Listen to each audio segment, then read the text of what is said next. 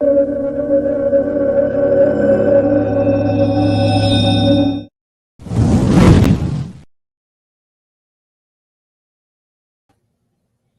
guys, J-Man with Steve here, talking about some wrestling.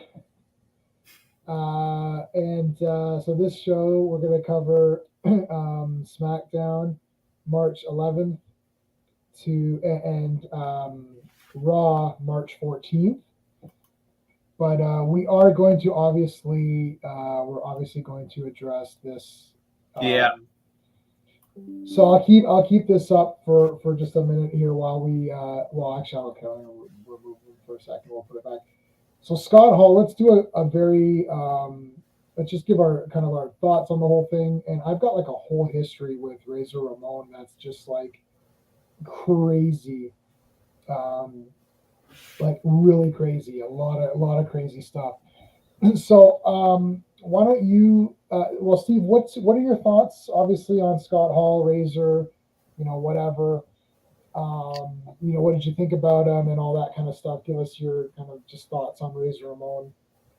Well, when Razor Ramon first came out in like 90 or 91, I don't recall. It was like around there. I hadn't seen Scarface. You showed me Scarface, but by then I hadn't seen. So I didn't understand like who is this guy who thinks I didn't know either. Yeah, I didn't know either. I'm like, who's this guy? Obviously, he's based on Tony Montana, but I'm like, who the hell is this guy?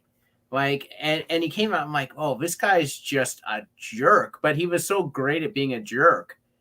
And I'm like, oh man, and I think I saw him team up at SummerSlam with Ric Flair against Hogan and someone else. I don't know who the other wrestler was, but it was like I was like, how the hell are these guys going to beat this Razor Ramon guy? Because he was 6'7" or something ridiculous. Yeah, he's huge, and he was just this well-built guy and very cool. Had the toothpick, hey yo, and all that stuff.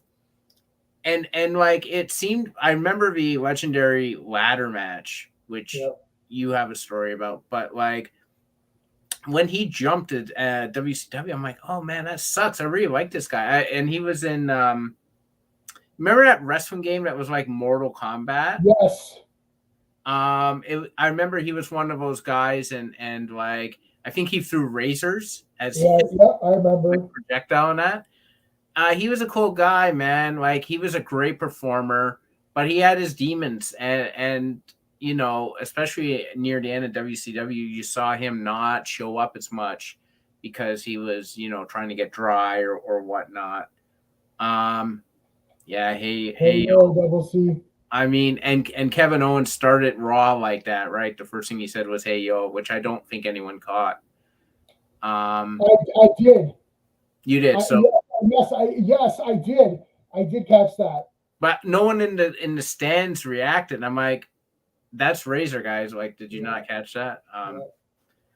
But super terrible way to pass away, especially considering that he got his wife back on track. DDP doing, helping him. And DDP's helped so many guys with his DDP's yoga and that. Jake Roberts and stuff like that.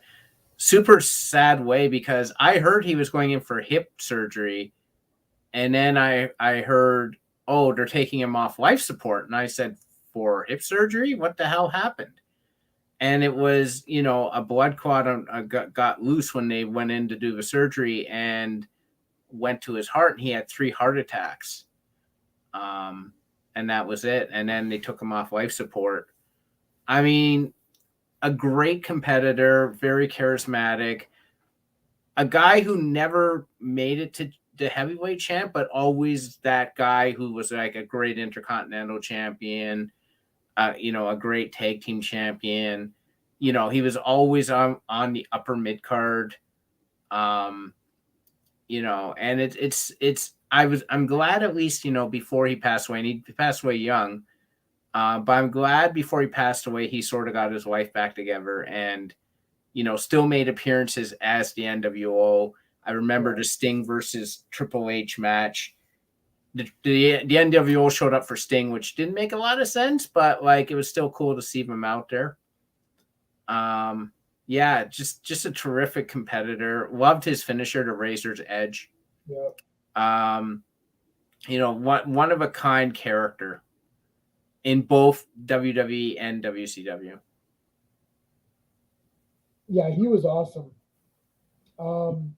So I mean, for me, okay, so when I first saw Razor, I had not seen Scarface.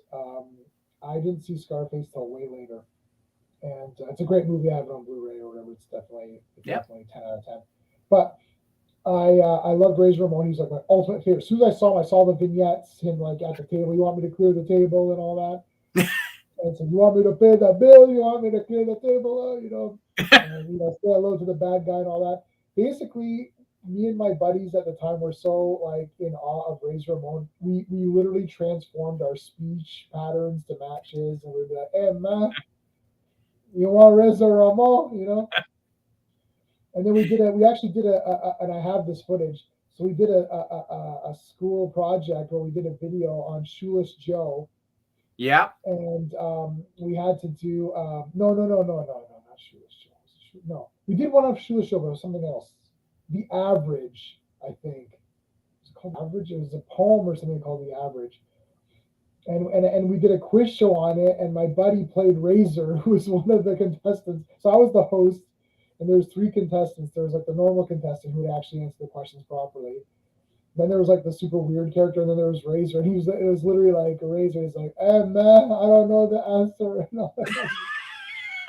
So it's like we literally transformed our like everything to Razor Ramon. And I remember when I saw Scarface, I was totally stunned. I'm like, "Oh my God, Razor! This is where he got it from." Which a lot of wrestlers basically, and you're wearing the Alexa Bliss shirt, which we'll see when we get into the topic of the day. But she's basically like a Harley Quinn kind of now. It's like all of these characters kind of borrow from movie characters. The first T-shirt that I ever bought at my first wrestling event was a Razor Ramon T-shirt. When he was leaving, when we were at that event, and we saw a ladder match at that event, and that was the ladder match before WrestleMania.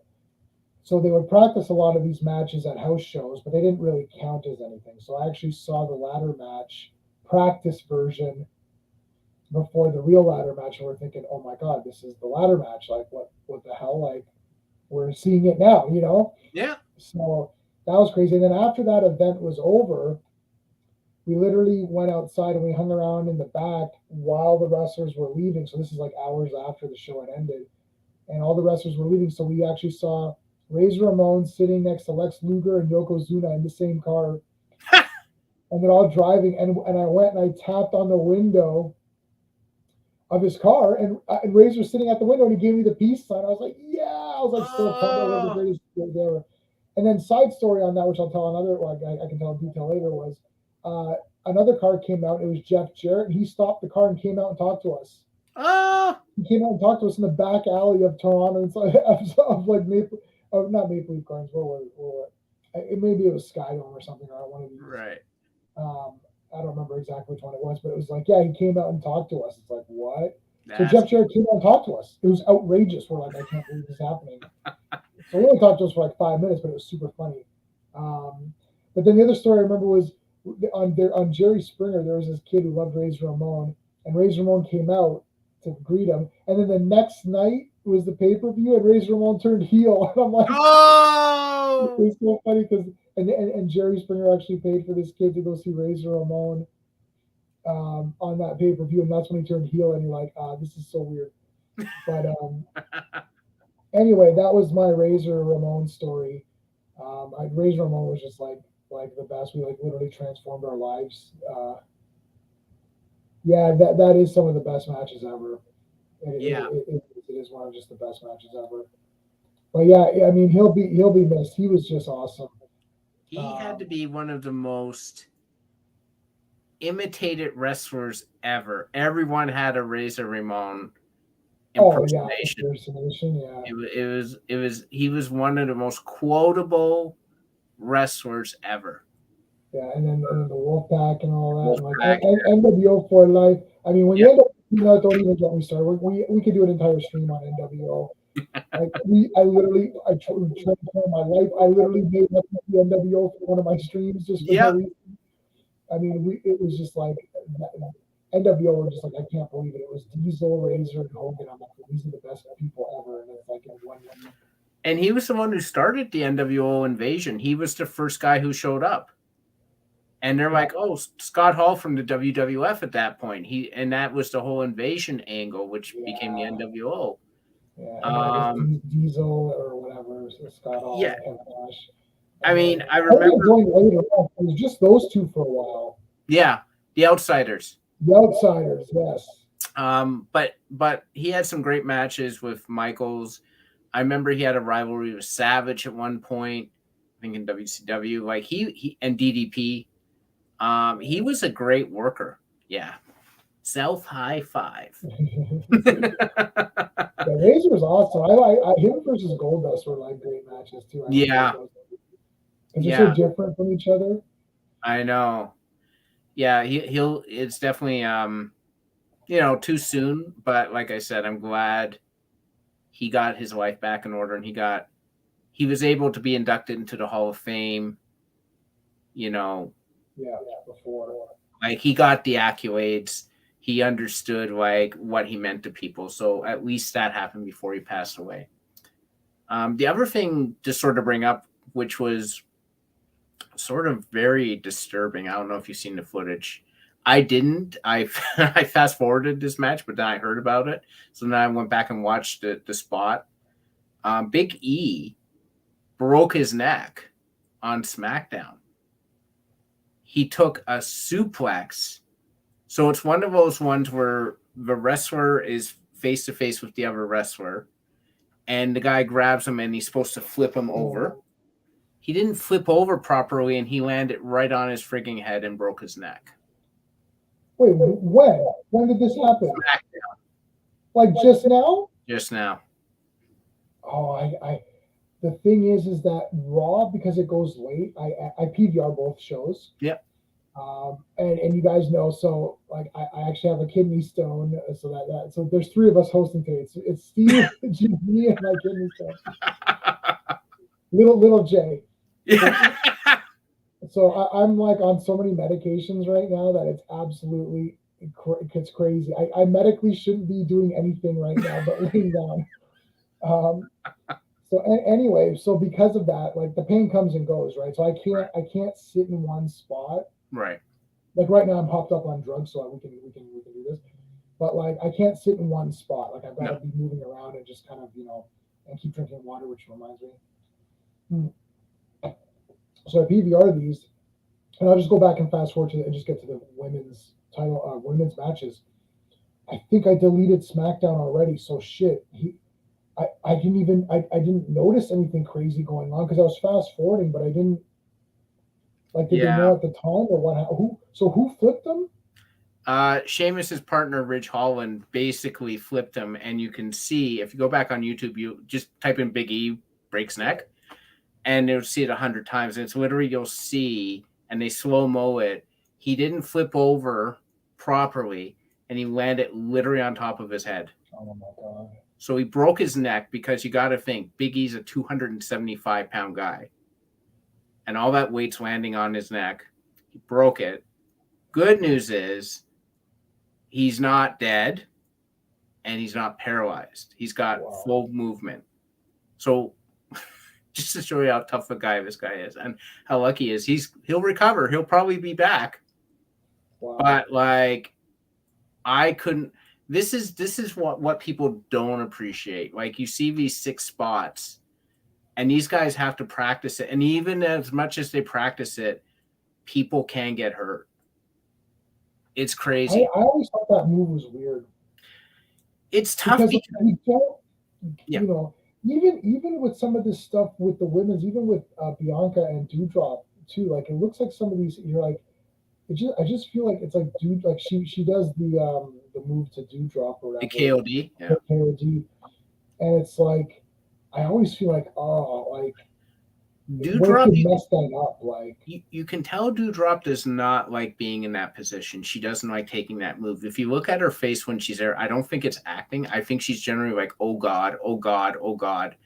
Because it's one thing to do that to someone who's a normal sized woman like Nikki ASH or Liv Morgan. Dewdrop's a big girl. As strong as Bianca Belair is, just like literally yeah, falling down. She's got a flipper onto her face. That move could go sideways so easily. Yeah. So yeah, it's some of these moves are just, I don't know, like if guys don't get hurt, I'm amazed, and that's one of them. That sort of overhead suplex they do. Yeah, some of these moves are weird, and you can even sometimes tell that's like that this looks weird or something's wrong. Well, let's continue with SmackDown then. So Ronda came out. Mm-hmm. Well, I know more than the armbar and all that. And, yeah. I know the ankle lock, which is not anything extra, really. I can bend your ankle as well as your arm. Like, okay. Yes, I can bend several appendages. Yeah. And Charlotte came out, and she's got the heels and all that. Like, what's with Charlotte and these like heels or whatever? I have no idea. I think she's literally channeling her father all the time, like female edition, like just always stylishly dressed and all that. Yeah. So, yeah. And her legs and everything. It's like, yeah. Oh my God. It's like, well, she's showing she's a tall woman. She's an Amazon basically. Yeah. So she always comes out in her heels and skirt and everything. It's like, I always get nervous thinking like what like Ric Flair came out in the alligator shoes and all that, but I mean, there's no chance of him twisting his ankle and falling weird from that. Right? Yeah. I always feel like that's really weird. Yeah. I get nervous whenever she has to take a punch in the heels. Like it's better when she kicks him off and then she fights. Yeah. But when she's in the heels, I'm like, oh shit, that's asking for trouble. Yeah. Wasn't he a former WCW? He may have been. What was his name? What was Scott Hall's name in before? Where was he before? Well, he was the Diamond Stud. Yes. Okay. Let me just double check.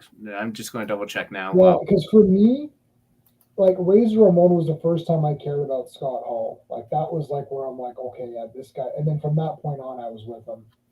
It's like even Stone Cold. Like when it was Stone Cold Steve Austin, I cared. Like Stunning Steve Austin and yeah, other kind of stuff. Like I just wasn't into that character.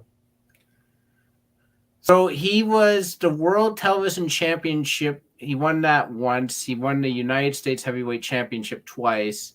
He was a tag champ in WCW 7 times, and he won World War III. Wow. In WWE, he won the Intercontinental belt 4 times.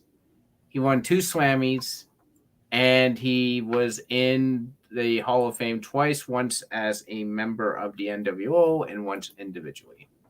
So never a world champ, always in the conversation, probably had matches, but always like the top mid-card guy, right? The Intercontinental Championship was always the more interesting championship anyways back in WWF days. It was more defended. Yeah, like the heavyweight title was just like a pay-per-view title. Like if you held that title, that just means you got the get out of jail free card for like, you wrestle 12 times a year or something or whatever however long you had it. Yeah. Like IC champion, that's the guy who's like out there working it. That's like the working man's title. Like Hulk Hogan, I don't remember any matches with Hulk Hogan. Like I remember the pay-per-views because I own those. That's it. I don't remember tuning in on like a Saturday Superstars and seeing Hulk Hogan and Hogan doing anything. He may have talked or something and then kind of promo or something. I don't remember matches. Like you know what I mean? It was always like some sort of main event thingy for that guy to show up. So as like look, Hulk Hogan's he was like my favorite, but the fact is that like he didn't do a lot, right? Mm-hmm. Yeah, that's the workhorse. There you go. That's the work. Exactly. Yeah. That's the guy who's out there doing stuff, right? Like you never saw these other guys. But okay, so we had what? Sasha and Naomi versus Shayna and Natalya, Yeah. and Sasha pinned Natalya, and then oh yeah, Carmella and Zelina were at ringside. Yeah. Carmella sucks. She's like, I mean, I know her character is this like ditzy girl, I guess, but like, how is that an effective wrestler? Like, if you're gonna pull like, oh, I'm the most beautiful person or whatever, well, you got to have more than that. Like, I don't know. I just don't. I don't understand this character. Like, it's like the dumb blonde wrestler, but you're dumb. Like, she does a lot of dumb things. Yeah. Well, the thing with Carmella is she started out as a valet for Enzo and Big Cass, and she was sort of the hip hop girl. She had the baseball cap and the sneakers and stuff. And I think she was the Long Island princess and stuff like that. Um, and then she sort of got repackaged as Carmella Untouchable, and she had the sommelier, and she was more upper class, and you can't touch me.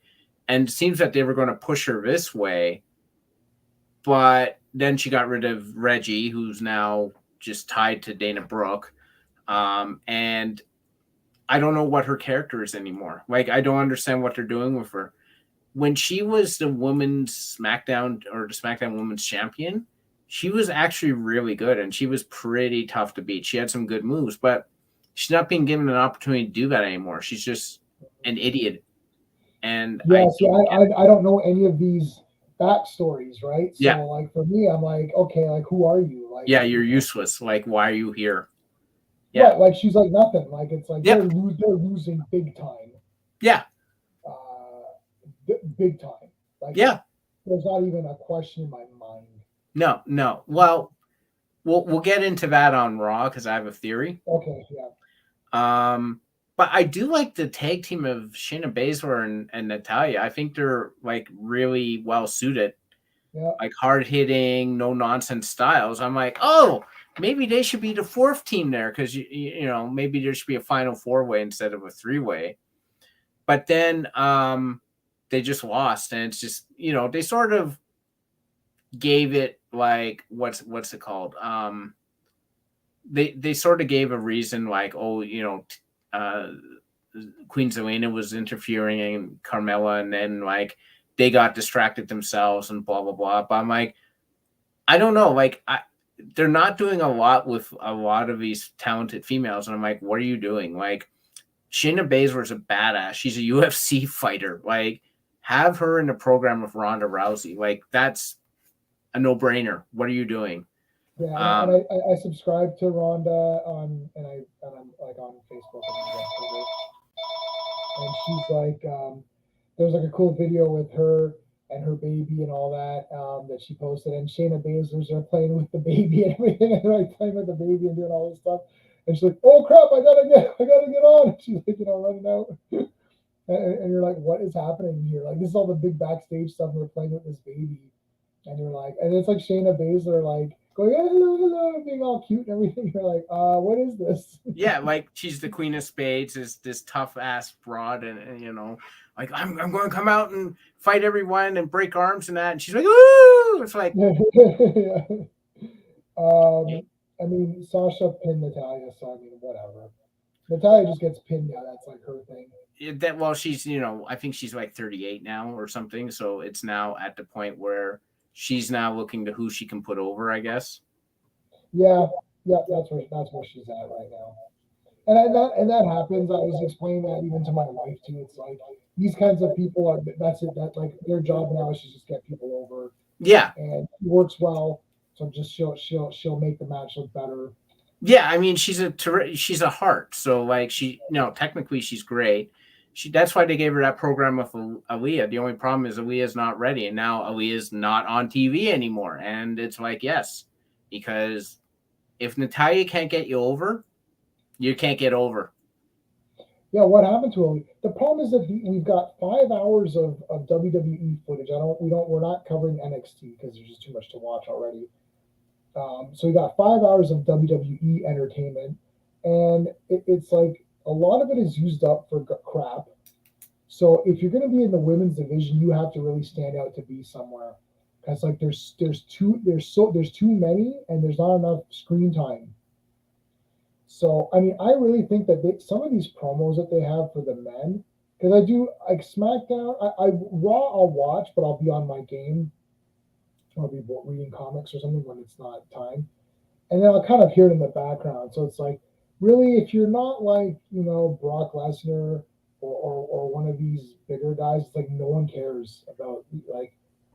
And can I say, I don't know why they keep showing that Madison Square Garden match from like this was not a Oh God, monumental thing. I've seen that 4,000 times. Like Like stop Roman it, I'm like, Reigns beat up Brock Lesnar and left him bloody and beaten on the thing. Maybe for if you've been a wrestling fan in the last 2 years, that's a big thing for you. Or like when Brock Lesnar was, right. the beast incarnate and blah, blah, blah. But I've been there since Brock Lesnar began. He got his ass kicked by Kurt Angle. He got his ass kicked a few times, right? Yeah, I remember when he came. I was still watching when he came in, and he Yeah, came in, and I'm like, okay. And that's why when he won at Mania, I was like, what the hell? yeah, Were we all together for that? yeah. We were all together. You mean when he he almost murdered himself by doing a moonsault and he botched it and he landed right on his head? I don't And remember the details. yeah, it was him versus Kurt Angle. He gets up, he does a moonsault, and this was the end of the night. We've sat through like 4 hours of this stuff, Right, right, and like Sean, who was with us, literally was almost had slid almost off the couch by this point. right. Yeah, it's like Um, this is so boring. It's like let's yeah, go. because it's like whatever. Like we saw Hogan versus Vince, I think, at the same thing, and it's like a 60-something-year-old man hitting another 60-something-year-old. Yeah, what that was the weirdest. That was WrestleMania. Was that 20? No, what was that? It was 25 or one of them. It was Yeah, one of the landmark ones. and you're just like really like it's like that was the worst Yeah, ever. it was pretty bad. Yeah, And it's like the then two oldest men, the two fossils fighting. It's like I've made better matches with my toys. this is awful. I used to do awesome matches with my GI Joe figures. They had interference and shit. It was awesome. But it was the end of the night. We were at your buddy's place because he was hosting that one. Yeah, that was Paul hosting it. Yeah, and we're watching the match and it's back and forth. And Kurt Angle's great and Brock Lesnar's great, and we're like, yeah, whatever. I think we're talking and whatever. And then Brock Lesnar goes up on the top and basically flips onto his head, and we're like, I think we literally stopped talking and we were all like, did he just kill himself? Like, what He's happened? dead. Brock Lesnar died. It's like, Jimmy Snuka, you are not. He literally landed right. Like, I don't even know how Kurt Angle stalled long enough because he literally like concussed himself badly. He gave him an F5. By that time, he probably didn't even know what state he was in. And then he just pinned, like, 1, 2, 3. we were destroyed. And, like, this is Brock Lesnar. This is the same guy who, when he comes out, he destroys security teams and stuff. Right now, yeah, now he like obliterates people. Yeah. Just walks and like Yeah. do shit. Well, they yeah. So again, instead of showing that Madison Square Garden thing, why didn't they have Aaliyah versus I've already forgotten her name.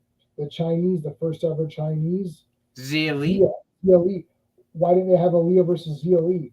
Do a 10-minute. There's so much time wasting. I know. Like, why did they could have had a 10-minute match, or something. That's it, 10 minutes. It would have been, they both run in, they have a badge. Oh my God, just something like there's not matches anymore. This is the big difference that we've started to. I hear you're getting. Are we getting the same updates here for our game? Yeah, it's 8 o'clock, so 8 it's o'clock. the Yeah. store's Yeah, the refreshed. story's refreshed because like I heard mine, then I heard yours on yours. I'm like, oh, we both got the like. There used to be matches. Like Yeah. you tune in and there'd be like match, you know, like match per minutes, whatever it was. It's like it seemed like every 10 minutes there's another match coming on, right? Well, Now you have ones that last so long. You go back, there's a break, and they come back and they're still going. And yeah. I'm like, cut this in half and give us a female match. Well, if you watched even a good match, which was Seth Rollins versus Kevin Owens at the end of the night, Yeah, that was all right. but how they did it was so like they treat their audience as if they've just either been concussed or they're just stupid, because Kevin Owens comes out. Yep. Yeah, it's bad double C. Like Kevin Owens comes out and they play his music. I like his theme music. I like one of the few themes I still like from. Remember when theme music was good? I know, I remember. Yes. And now it's all like sounds the same. Like they just. Well, I like Becky Lynch's because it's very unique, yeah. And I like Charlotte's because it's basically a amped up version of Ric Flair's old theme, which is what's it called? My favorite's still Sasha Banks, but not this version, the previous version, because I don't like the rap introduction. It doesn't work for me. I know they did it when she turned heel to be like, oh, this is a different Sasha, but now she's happy Sasha and she's still got the same badass music. It doesn't fit. But yeah, so Kevin Owens comes out and they show us what he's done earlier in the match or earlier in the night. We've completely forgotten by then that he was there. Who's Kevin Owens? Yeah, who's Kevin Owens? Like, can you show me his entire career again, just to remind me? Yeah, I know they flash back the entire goddamn thing we just watched. 1 hour ago. Yeah. It's nonsense. And then he gets in the ring and he paces around. Commercial break. So he's been pacing around. Yeah. For 3 minutes. Yeah. What has he been doing? Yeah, yelling at the crowd, I guess. I have no idea. Right. And then and then Seth Rollins has to come out. Yeah. So Seth Rollins comes out. Burn it down. Seth Rollins comes out. He comes out. He's and he goes in and he gets in the ring and he wanders around for a while. Commercial break. I'm like, what is going on? Right. It was half an hour. It was half an hour. And there was like 10 minutes of match in that half an hour. Yeah. It was ridiculous. I don't get it. We did have one before we moved to Raw though. We did have Charlotte and Ronda beating the crap out of each other backstage. And Campbell clutch on her. Oh, that was good. That was awesome. That was. Thank God they did that, because Charlotte Flair has not looked strong against she's been one up by Ronda every single week leading up to this. I know. Like every week she comes out, she's like, oh, Ronda, you're not good enough. Ankle lock, runs away from the arm bar, runs away from the offer to fight. Like, Charlotte Flair has done nothing but run or get beat by Ronda Rousey. She was on the losing team at Elimination Chamber. Like, I don't know. Like, I was like, thank God Charlotte Flair, because I'm going into this thing at this rate being like, Charlotte doesn't have a prayer. And the thing is that what they don't realize is people watch these matches for 2 reasons. Mm-hmm. Same thing as we used to watch reality shows like Survivor and Big Brother. 1, who's going to win, and B, how do they win? Like, what's the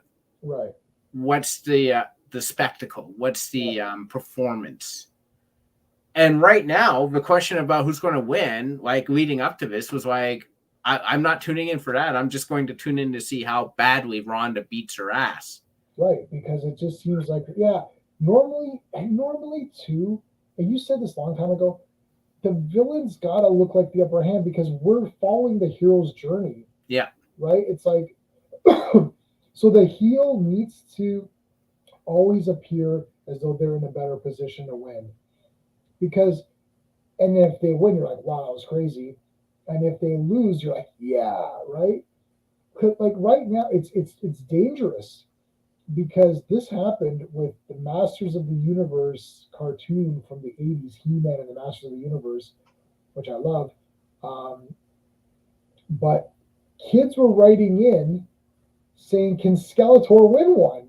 Because they started to feel bad for Skeletor. Like, he just shows up and gets beat up by He-Man, and his friends get all beat up. They're like, He-Man, what is this?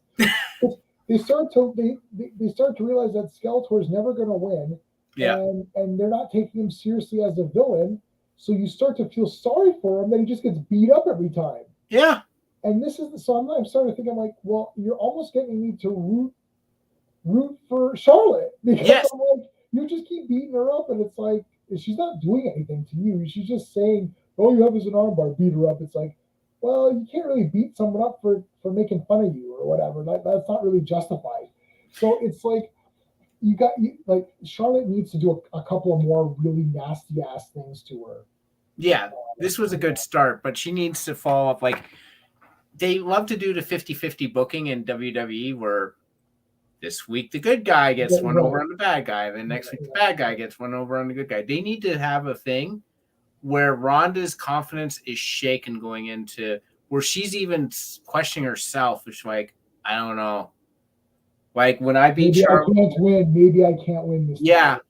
Like the only match I ever lost in WWE, Charlotte was there. She may not have beat me, but she was there. Right. She was a reason. And lead up to that, like have her doubting it, because that will interest us. Like Ronda Rousey is an attraction, yes, but give me something to work with as well. Otherwise, I'm just watching. You have the Goldberg thing where Goldberg walks in, spear jackhammer. It's just him beating up guys, and that's fine. Like you have that now. If Omos comes in, they give him a 7-foot guy to work. He just chokeslams the freaking guy. Okay, fine. But then you have those guys are generally not going to be championed because you don't want to pay. It's the thing is the boxing matches, right? The infamous Don King boxing matches. You don't want to pay $50,000 for a seat for 3 seconds. Right. You want a good contest and you want something on your edge of your seat. I don't want a WrestleMania match where Ronda Rousey just kicks Charlotte's ass because Charlotte's one of the best. If Ronda Rousey beats her that easily, why won't she beat every other female in? Right. So that means she should be able. You're right. This is the Superman theory. Yeah. If I can defeat Superman, well then I should be able to defeat everyone because Superman defeats everyone. Yeah. It's like, okay. But then they always say, well, any given competitor could beat any given competitor on any given night or something. It's like, oh, yeah, absolutely. Well, I don't know. Nobody can beat that huge guy or whatever. There's 2 huge guys the other night in the ring. That was outrageous. But I honestly think they screwed that up because you introduce that, like, by having him destroy the other guy, I'm like, well, who's left? There's nobody left. That was stupid too, I know. Yeah, you shouldn't have done that. Anyhow, I'm glad they did that. I do hope Charlotte gets a couple more beatdowns in before Mania. Yeah. All right. I'm being invited. I'm being invited. I just got an invite for a podcast right now. I'm like, I don't think I can make it. since I'm literally on here. Okay, so let's go into Raw. This is last night's Raw. We had Liv with Rhea Ripley next to her in her corner, versus Zelina with Carmella, who's useless. And Liv won. That was shocking. And it was weird with Seth Rollins coming. Seth Rollins just walked in while they were still celebrating. I thought, what is happening here? Like, you don't. Literally, your story took up the entire Raw episode. And it's super not interesting either. I don't care. It's like, I have to figure out how to get to WrestleMania. Well, just show up like everyone else does, and just do a run-in or something. And then I'm like, why are you interrupting the girls winning or whatever? Like, Liv Morgan is absolutely one of my favorites. Yeah. She looks cool. I love this tier thing. She's like one of those like she's like one of those ones where it's like Charlotte's like awesome, right? Like Yeah. she's not like that, but it's just solid, the good. She just always shows up, and it's like she's good. I like her. She's like one of my favorites. It's not like a Becky Lynch or something, but like it's like where you admire the person a bit more for like showing up and just fighting a good fight and all that kind of a thing. So it's hard to I don't know who I would compare her to as a thing. Like I don't know. Like I always like the honky tonk man. Yeah. Oh no, I got the perfect comparison. I got it. Okay. Rick Martel. Yeah. I love the model Rick Martel. Obviously, he's not the greatest thing ever. It's like he's not better than Macho Man or Ric Flair, but he's like just like a solid. He shows up. I think he was a fun character. I love the arrogance and all that stuff, and he's very funny.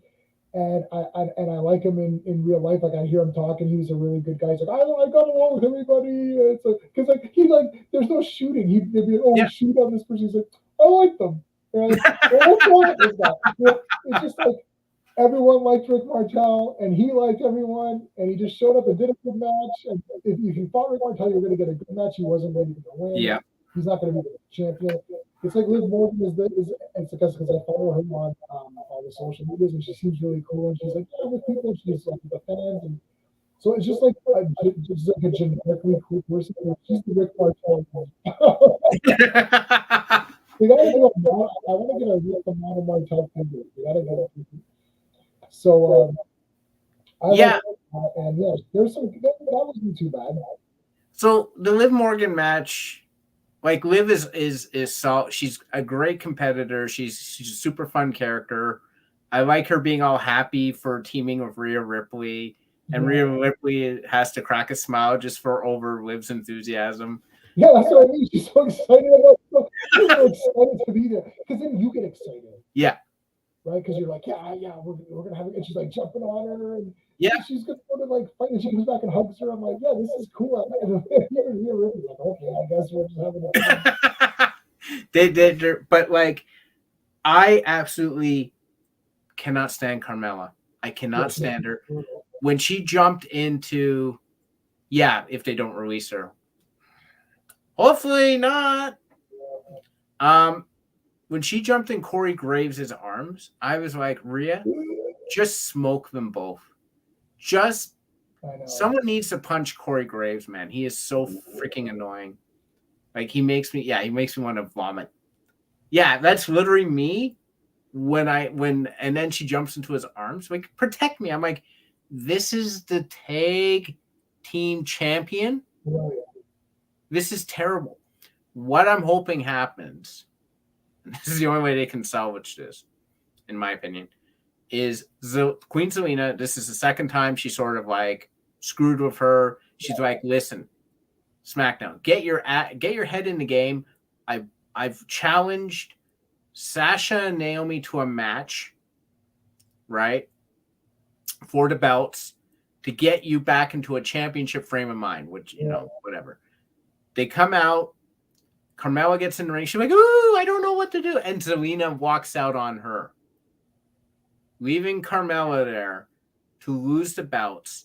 And then we have a competitive tag team on tag team match with Sasha and Naomi as champs, Rhea and Liv as challengers. I like that better because this three-way crap is bullshit. How are they going? What they can do is they can have Zelina versus Carmella. Yeah. At WrestleMania or something if they want to have that match. Or they could have that match the next week leading up to Mania. Well, I'm thinking they should probably even have a 6-person ladder number 1 contenders match at Mania, and you stick in there Carmella, Queen Zelina, Dewdrop, Nikki ASH, Zia Lee, maybe have Alexa Bliss, and make it a ladder match. Have the contract, make it like a Money in the Bank where the number 1 contender spot is in a briefcase or something, and make it a ladder match and make it more interesting. They've got look, this WrestleMania 2 nights. Look, you can do it. It's not easy, right? But it can be done. But it needs to have a lot of creativity, right? And that's what I think a little bit lacking. Like, yeah, have a variety of different kind of matches. Yeah. You know? Make it more a spectacle, because that's what it was meant to be. It's a showcase. They said it, the showcase of the Immortals. Right. Okay, so get rid of the singles matches and give me some variety. Like, right, and make the matches longer if you want to have different ones or whatever. Like, I remember WrestleMania used to be like, I don't know how many matches there were in WrestleManias, right? But I've watched them live since part 2. And I saw part 1, obviously. But since part 2, and definitely from part 3, I was following the storylines. Like, WrestleMania 2 was one of the first wrestling events that I'd seen, so I wasn't following up to WrestleMania 2. But guaranteed from WrestleMania 2, from that point up to whatever, I was following it. Yeah. Right? So like, and I remember WrestleMania 3, I'm like, holy shit, every match on here is like crazy. Like, I was interested. And almost every other WrestleMania, maybe 1 or 2 matches, you're like, I'm not as interested in this. Like, there wasn't a lot of bathroom matches, because I was watching these live, and I'd be like, they're like, okay, how sometimes they show the storyline leading up to it. That's when I'd go run and use the bathroom and come back, because I didn't want to miss anything, right? Now, oh God, these 2-nighters are crazy. The last 2-nighter was awful. It's like, yeah. You're right, Double C. It's not happening. You're 100% right. But like, yeah, there's just a lot of like Johnny Knoxville versus Sami Zayn. Why do I want to see this? Oh dear. Like Logan Paul and The Miz versus the Mysterios. Why do I want to see this? Logan Paul is like a despicable human. I don't know. I only know the famous Japanese thing where they found like a body hanging, and he showed it, and it's just like, this is like not funny. No, it's in poor taste doesn't justify how much in poor taste it is. Like, someone needs to beat the shit out of that guy for real. Yeah. Didn't he date? He literally represents everything I despise in humanity. I know there's characters, and this is a funny character. All these people are just characters. But Logan Paul, it's like, this is like, from what I know, maybe he's changed his ways or something. I can't see how anybody would subscribe to these people on YouTube. Like, geez. Didn't he date Quake? He was dating, what's her name? Chloe Bennett. Chloe Bennett, but then she apologized for that. I'm sorry I dated him. I apologize. I didn't know what I was doing. I don't know. Yeah, I just like, there's so many fluff matches. Like, I don't care. I don't, There's not enough time in Raw and SmackDown to build the stories, because there's so many. They would never do night 1 women's matches, night 2 men's matches. They would never do that, eh? No. That would be interesting, though. That would be interesting. But I think they think that nobody would care about the women's division enough. Yeah, definitely. But that'd make our job easier. Yeah, it would. We wouldn't have to watch. I'll watch. I'm gonna watch the whole thing, of course. I've watched every WrestleMania. Yeah. And I own them all on Blu-ray. Hopefully, this one does come out to purchase. Do you know if the Rumble ever came out? It came out, yeah. To buy? Yeah. Oh, okay. I thought they were not going to do the physical thing anymore. No, I found it for sale March. What day is today? I think it was last week it came out. Oh, I'm gonna check it out and see if it's on there.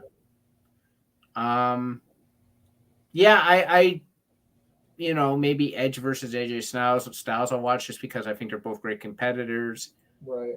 I'll probably watch the KO's show with Stone Cold, just because it's Stone Cold. Yep.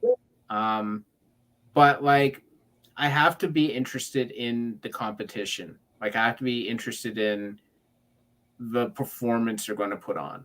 Right. Because if they're not going to do that, then I just, like, Johnny Knoxville can't wrestle. I don't care. He's an actor. He can't wrestle. Sami Zayn's a good wrestler. Johnny Knoxville's not a wrestler. It's not going to be a good performance, I think. Johnny Knoxville's like a glorified stuntman. Yeah, and I don't have anything against Johnny Knoxville. No, neither do I. So I mean, it's just like, it's just like Johnny Knoxville's not going to become a full-time wrestler. It's just a gimmick match with a celebrity. It's like, I have no What was use. the one? What was the one with the football too? LT Lawrence Taylor. Oh, versus Bam Bam. That was the main event. Oh my god. Yeah, that's terrible. That was not great. Yeah, that was I like, like Bam Bam, but like really, yeah, that was just a mistake. That was considered one of the worst WrestleManias ever. yeah, that was not Um, good. and All right, then, well, yeah, go ahead. What one were you talking about before we were done? well, then we have Bianca versus Dewdrop. Dewdrop had Nikki ASH, which makes no sense other than the fact that they're both Scottish.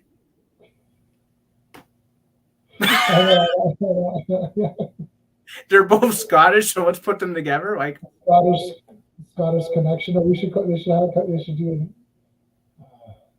Scottish. What's an S word? Hey, Comic Relief Crusader, how's it going, brother? Hey, Comic Relief. He's a good guy. Subscribe to him. You know, he comes on Clobberin times now. Oh, awesome. We chat on Clobberin. And he's a fan of Cyclonus. So Cyclonus, my Cyclonus is right there. I was thinking about getting Cyclonus right here. Oh. Oh my God, my arm is awful. This is where they put the IV. Oh yeah. That's from the IV. That's a huge bruise, dude. That's not a tattoo. No, that's a bruise. I saw it right away. I'm like, oh, good God. That's really awful. I didn't think of it. Man, that's really terrible. Yeah. Okay, so Bianca versus Dewdrop was, clean pinch of KOD. Becky attacks. Becky she destroyed her. Yeah. She, like, when she pulled her out of the ring, but when she did the chair, like, spot, I was like, oh, my God. I can't believe that they did that. And, of course, they did the thing like she was holding her throat. Like, yeah, okay. Like, you hit it with your arm, I think, but whatever. It's cool. Oh, am I sounding echoey? I thought I was. But I don't know. Should I be closer? No, that sounds weird. Well, we're going to be done in a minute. I had to use freaking Chrome wasn't loading, so I'm using Edge. And Edge is for some reason Chrome doesn't work. Oh, now it's loading, of course. Of course. When you need it, it's not around, but when you don't need it, it's right there for you. So, good thing Bianca destroyed her. Becky destroyed her. Again, you needed that. Bianca was looking unbeatable. You need the villains to look strong, especially when they're champions, because at least one of them is going to lose. Right. So you need them both going in looking strong. I was glad that Becky laid her out in such a way to be like, I ain't playing games. Like, the whipping thing happened, and then Becky doesn't show up for a week. I don't think that they knew that whipping that hair caused so much damage. Yeah. I think people were a bit like, oh, because I follow Becky on Insta and Twitter and all that, and she was like showing the marks. I'm like, oh, this is like pretty rough. Yeah, that was surreal. And then she wasn't there for a week, and now she's back. And at least she beat the hell out of Bianca to like even the score a bit. Yeah, which is fine. So you got to do that. But you don't got beat up like when she grabbed her hand and yanked her. Yeah. Like, oh my God. Yeah, she looked it looked like a really serious beatdown, which is again just what you needed at that point. You need to have doubt about who's going to win or lose. And I'm sure we'll have our WrestleMania predictions just before, the show before the show. We're still a couple weeks away. Yeah. There's still time to have more matches. Yeah, so we have to see what happens. But okay, I think we're up there. I try to keep these within an hour or so. Plus, I don't want my minds to wear off, and then I'll start. But all right, guys, I'm going to be live with Sean this Thursday talking about the first comics that were released in January of 1990. And we're going to go through everything that was released on January 1990. and then we're going to focus on the first Batman title, Batman issue of 1990, which is 444. Just because everyone's pumped up for Batman for some unknown reason recently. And then the Phantom Zone is coming back, probably around the time of Moon Knight, because then we're going to be talking about Superman and Moon Knight, and Ms. Marvel's coming out as well at some point. I just saw the trailer for June. The trailer dropped today. Yeah, so we'll talk about that trailer. So we just haven't done Phantom Zone because I've been I've had my kidney stone, and there hasn't been anything really big to talk about. And we've already dissected Batman so many times. There's no point in going through that again. I did buy some of the toys, so I can show that, I suppose. But so yeah, hang tight. Phantom Zone will probably be back in a week or two. And yeah, so the big thing is that this Thursday we'll be talking about the first releases of comics in January 1990, and we'll be back a week from today to talk about Raw and SmackDown. Okay, guys, I'm going to leave you with Razor Ramon, and then we're gonna head out. Take care, guys.